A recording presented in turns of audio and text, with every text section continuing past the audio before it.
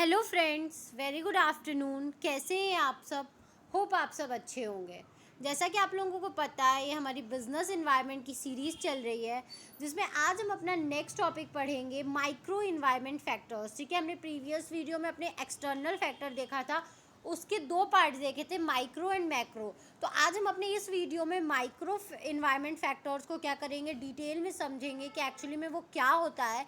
लेकिन video start करने से पहले मैं आपको एक छोटी सी इन्फॉर्मेशन देना चाहूँगी कि अगर आपको इस सब्जेक्ट या किसी भी सब्जेक्ट के नोट्स परचेस करने हो तो आप मेरा डिस्क्रिप्शन बॉक्स चेक कर सकते हैं। तो आइए हम अपना टॉपिक समझते हैं। हमारा टॉपिक है माइक्रो इन्वायरमेंट फैक्टर्स।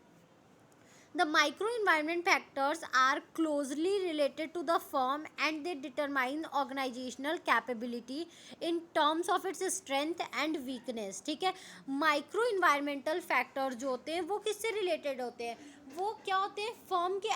फर्म से रिलेटेड होते हैं कि फर्म की क्या है वो कैपेबिलिटी क्या है। ठीक है, ऑर्गेनाइजेशन की कैपेबिलिटी क्या है, उसकी स्ट्रेंथ क्या है, उसकी वीकनेस क्या है। ठीक है, ये सब चीज़ें क्या होती हैं, माइक्रो लेवल पे होती हैं कि जब एक ऑर्गेनाइजेशन के अंदर की बातें हो रही होती हैं कि एक्चुअली में एक ऑर्गेनाइजेशन की स्ट्रेंथ क्या है, एक फर्म की वीकनेस क्या है, उसकी कैपेबिलिटीज़ क्या है। जब आप एक फर्म के लेवल पे बात कर रहे होते हो तो वो क्या होता है, हमारा माइक्रो फैक्टर्स होते हैं। ठीक है, माइक्रो फैक्टर्स में क्या क्या चीज़ें इंक्लूड होती हैं? तो it includes first supplies.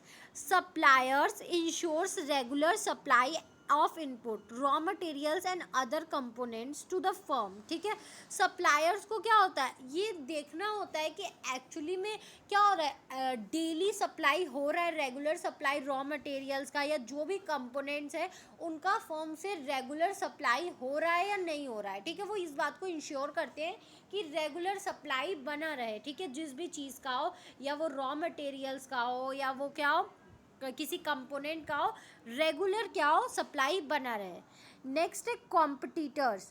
Competitors are those firms or companies which are engaged in producing the same products और services as offer by one firm. ठीक है, दूसरा क्या होता है, वो इंश्योर करते हैं माइक्रो लेवल पे कॉम्पिटिटर्स को।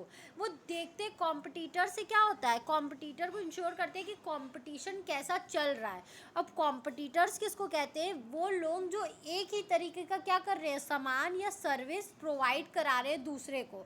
जैसे कि अगर मैं क्या कर रही हूँ, टाटा टी अगर मैं प्रोड्यूस कर रही हूँ तो जो जो लोग टाटा टी प्रोड्यूस कर रहे होंगे वो सारे क्या होंगे, मेरे कंपटीशन में होंगे। ठीक है, तो इस तरीके का होता है कॉम्पिटिटर्स। नेक्स्ट आते हैं माइक्रो लेवल पे customers.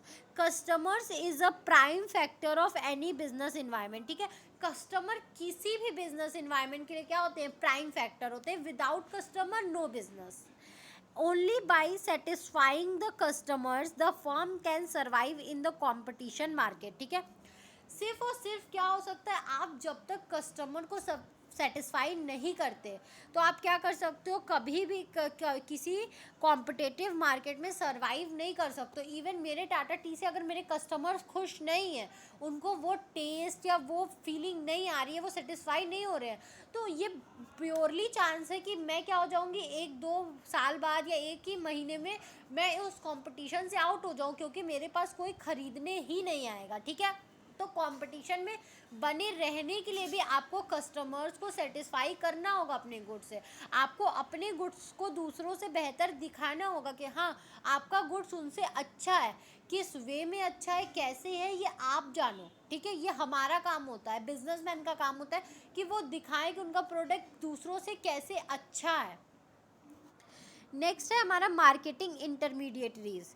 It include service of transport, warehouse, CNF agents, merchandising agencies, marketing service agencies, advertising agencies into help organization for smooth selling and distribution of goods and services to the customers।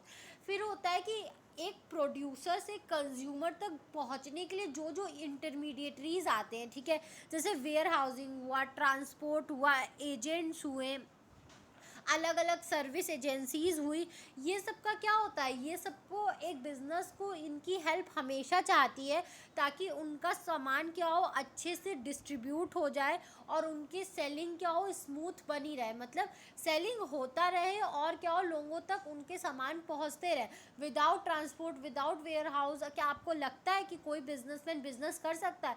हमें अगर अपना माल कहीं और पहुंचाना है, लखनऊ पहुंचाना है, तो लखनऊ पहुंचाने के लिए मेरे पास ट्रांसपोर्टेशन अवेलेबल होना चाहिए और वो अच्छी फैसिलिटी होनी चाहिए ट्रांसपोर्ट की, ठीक है।